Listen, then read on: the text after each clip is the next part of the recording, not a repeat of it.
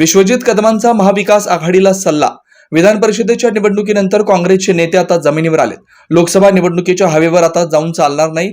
लोकसभेची निवडणूक आणि विधानसभेच्या निवडणुकीमध्ये मोठा फरक असतो। त्यामुळे महाविकास आघाडीला विधानसभेच्या निवडणुकीसाठी फार मेहनत घ्यावी लागेल असा सल्ला काँग्रेसचे माजी मंत्री विश्वजित कदम यांनी आज महाविकास आघाडीच्या नेत्यांना सल्ला दिला। माजी मंत्री विश्वजित कदम आज पंढरपुरात विठ्ठल रुक्मिणीच्या दर्शनासाठी आले होते। त्यावेळी त्यांनी पत्रकारांशी संवाद साधला।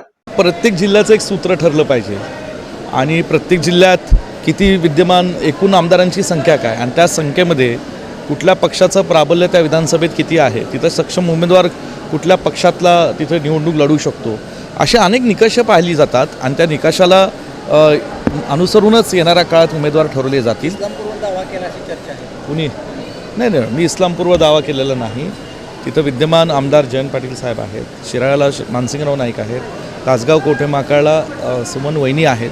मला असं वाटतं जिथे जिथे सिटिंग आमदार आहेत तिथं कुठल्याच मित्रपक्षांनी सिटिंग आमदारांच्या बाबतीत दावा करू नये म्हणून आम्ही इस्लामपूर बाबतीत दावा केलेला नाही, आम्हाला आवश्यकता नाही। हा जिल्ह्यात इतर ठिकाणी जे महायुतीचे आमदार निवडून आलेले आहेत तिथं आम्हाला या ठिकाणी आता चर्चेतनं मार्ग काढावा लागेल। ठीक आहे।